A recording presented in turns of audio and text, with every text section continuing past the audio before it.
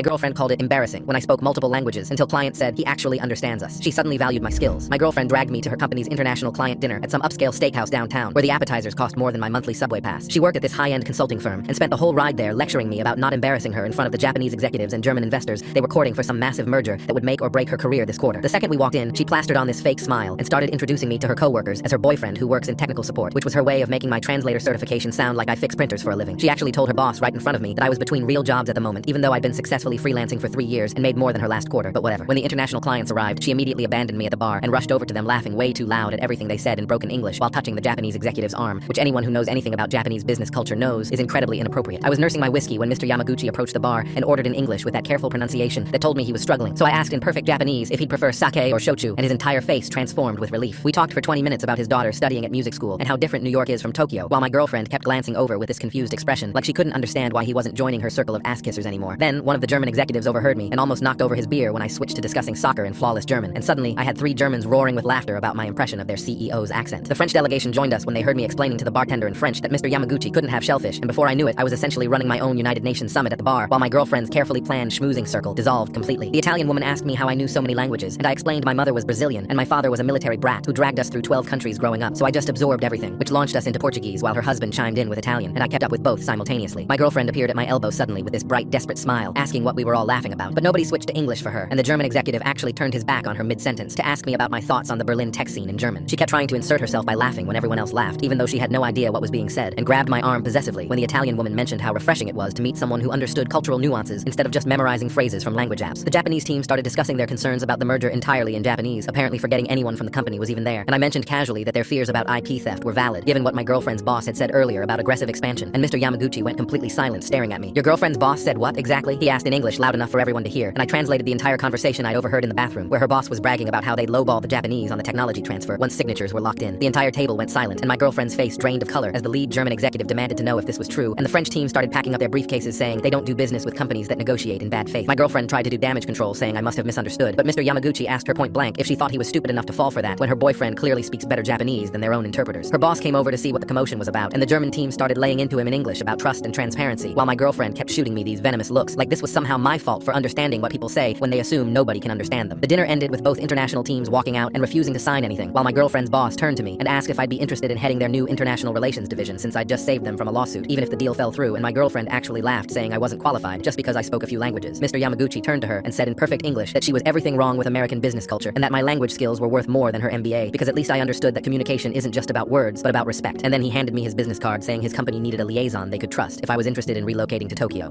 My girlfriend... Is it true your most famous line came from a 4-year-old? I mean, kind of. The middle kid, Miles, he's very much like me. He's very particular about what he likes, more what he doesn't like. He says, I don't like it. Well, he has the same speech impediment than I did, where the L's and the R's turn into W's, and so it ends up, I don't like it. I don't like it. I don't like it. I don't like it.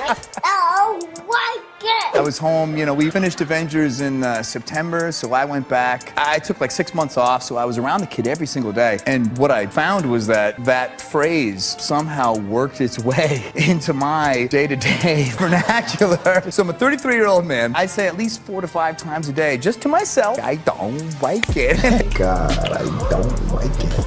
Is it true? You know I got bad luck. Do you know who Tito Ortiz is? Tito Ortiz? Tito Ortiz, yes. former light heavyweight champion, UFC. Yes. Apparently he owns a bar, and the person from Florida tells me, if you drive past this bar and you see a white Rolls Royce outside, that means Tito's in the building. Ooh. I drive past, Rolls Royce is there, I go to the bar, motherfucking Tito.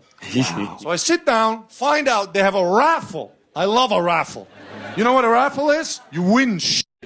There's 3 other people at the bar. I'm gonna win this f***ing raffle. Yeah. I go to Tito, what's the prize? He goes, it's a bottle of vodka. I'm like, okay. Then he goes, but the final prize after the pay-per-view is over, a championship belt. Wow. And I see this f***ing belt, and I love belts, but it's a big like champion belt, you know. Yep. I never won in MMA. I'm on 0-3, so yeah. I need a f***ing belt. 3 people at the bar, raffle, belt, championship. So I go, okay, how much the ticket? He goes, $10 a raffle. I go, give me 30. Yeah. Yeah. He goes, what? I go, give me 40. So I got 40 f***ing raffle ticket. I'm getting this belt. I spread them out at the bar. I take a selfie to my friends. I'm like, oh my God, I'm going to be a champion. So then, first round, they pull the vodka. Of course, I win the vodka. I have all the tickets. Yeah.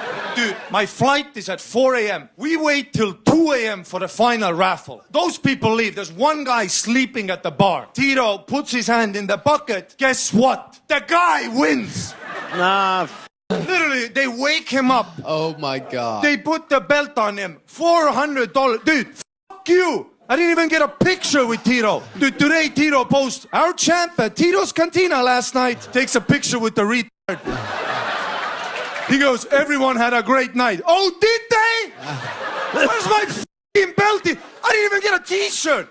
Is it a scam? You know I got bad luck.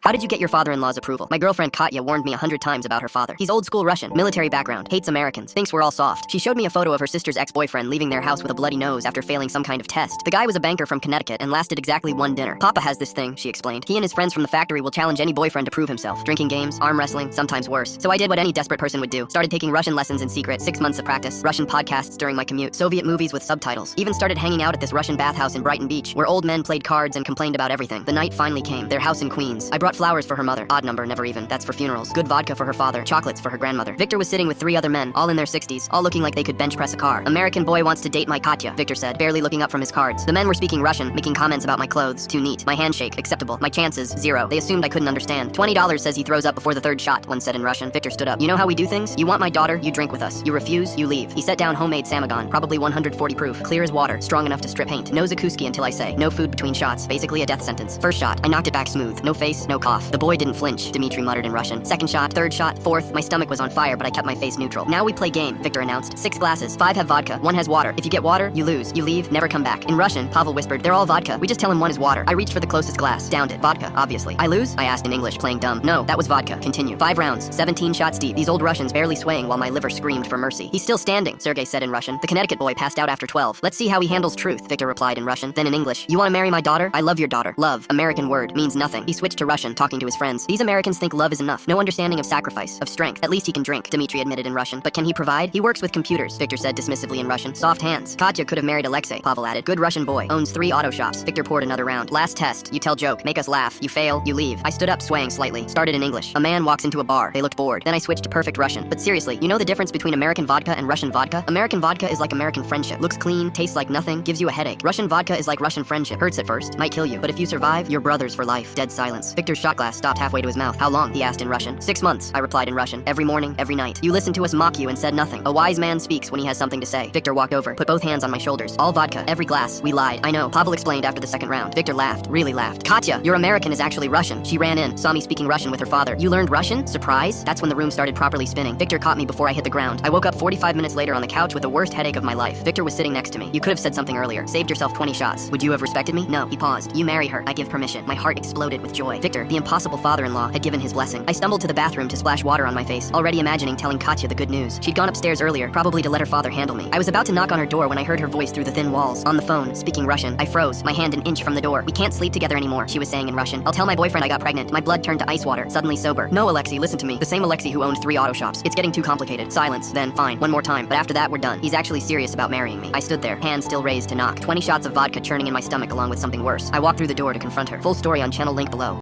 How did you— What's the most disrespectful thing you witnessed at a military ceremony? Fort Carson, Colorado. Memorial service for Sergeant First Class Garrett Holloway. Killed in action in Afghanistan 3 weeks earlier. The whole battalion was there. Dress uniforms, polished boots, flags at half-mast. Everyone was quiet and respectful. You could hear people crying softly in the back rows. Garrett's wife sat in the front with their 2 young daughters. Both girls wearing black dresses, holding their mom's hands. The chaplain was reading from scripture. Commander was preparing to give his speech. That's when this guy walks in 20 minutes late. Civilian clothes, ripped jeans and a faded band t-shirt. Sunglasses on even though we're indoors. Baseball cap worn backwards. He looked like he just rolled out of bed. Everyone turned to stare. You don't show up to a military memorial looking like you're heading to a barbecue. This was beyond disrespectful. The guy didn't seem to care about the stairs. Just walked down the center aisle like he owned the place. Boots squeaking on the floor, making noise during the chaplain's prayer. He stopped right at the front row, right next to Garrett's widow. Stood there looking at the memorial display. Photos of Garrett, his combat awards, his folded flag. Then this guy does something that made my blood boil. He laughed. Not loud, but we all heard it. A genuine chuckle while staring at a fallen soldier's memorial. People started whispering angrily. Some NCOs were half standing, ready to throw this disrespectful punk out. How dare he laugh at a memorial service? The guy pulled out his phone, started scrolling through it while the chaplain was still talking, not even pretending to pay attention. Our battalion commander, Colonel Brennan, looked ready to explode. His face was turning red. He nodded to the sergeant major, who started moving toward the guy. That's when Garrett's wife, Shannon, did something unexpected. unexpected. She reached up and grabbed the guy's hand, pulled him down to sit next to her. The guy sat between Shannon and her daughters, still wearing his sunglasses, still looking completely out of place. But Shannon was holding his hand tight. Her daughters immediately grabbed onto him too. The older one climbed into his lap. Both girls were crying into his shirt. Everyone was confused now. Who was this disrespectful guy? And why was Garrett's family treating him like he belonged there? The memorial continued. Commander gave his speech about Garrett's service and sacrifice. The guy in civilian clothes just sat there, didn't stand for the national anthem, didn't salute, nothing. At the end, they did the final roll call, called out Garrett's name 3 times with no answer. 21 gun salute outside, taps playing on a lone bugle. The guy finally took off his sunglasses. That's when we saw his face properly for the first time. He was crying, silent tears running down his cheeks. After the ceremony, people were still angry. Our Sergeant Major, Sterling Pacheco, approached Shannon. Ma'am, I'm sorry, but we need to talk about your guest's behavior. Shannon looked surprised. What do you mean? That's Wade, Garrett's best friend since childhood. With respect, ma'am, he showed up late, dressed inappropriately, and was on his phone during the service. That's when Shannon explained everything. Wade and Garrett grew up together, enlisted together, went through basic training as battle buddies. Wade was with Garrett in Afghanistan. Same unit, same patrol. The IED that killed Garrett happened right in front of him. Wade carried Garrett's body 2 miles back to base, took enemy fire the whole way, refused to leave his friend behind. After that, Wade had a complete breakdown. Severe PTSD. Couldn't wear uniforms anymore. Couldn't handle military formality. Couldn't be around crowds without having panic attacks. The sunglasses weren't disrespect. He couldn't handle making eye contact with people. The phone wasn't boredom. He was looking at photos of Garrett to keep himself calm. The laugh Shannon heard. Wade was looking at the memorial display. Saw a photo of him and Garrett from basic training. They were both making stupid faces at the camera. It made him smile for just a second before the grief hit again. Wade hasn't left his apartment in 3 weeks, Shannon said. The fact that he came today, even like this, shows how much Garrett meant to him. He's trying so hard just to be here. The sergeant major looked over at Wade. He was sitting on a bench outside, both of Garrett's daughters hugging him, still crying quietly. Before Garrett deployed, he made Wade promise something. Shannon continued. He said if anything happened, Wade had to take care of his girls, be their uncle, help them remember their dad. Wade's the reason I know how Garrett died. He came to my house the day after, could barely speak, but he told me everything. Told me Garrett didn't suffer. Told me his last words. Wade gave me that closure, even though reliving it was destroying him. Sergeant Major Pacheco walked over to Wade. We all watched, expecting him to apologize. Instead, Sterling stood at attention and saluted. A long, proper salute to a civilian. Thank you for bringing him home. Wade tried to stand, but the girls wouldn't let go, so he just nodded. He would have done the same for me. The whole battalion lined up. One by one, we saluted Wade. This guy in ripped jeans and a band t-shirt. The man who saved our friend's body and now was trying to save his family. Turns out the most disrespectful looking person at the ceremony was actually the most devoted. Sometimes respect isn't about uniforms and formality. Sometimes it's about showing up even when you're completely broken inside. Wade still visits Shannon and the girls every week. Still can't handle crowds or uniforms, but he's there, keeping his promise to Garrett. That's real respect, the kind you can't see in pressed uniforms or polished boots.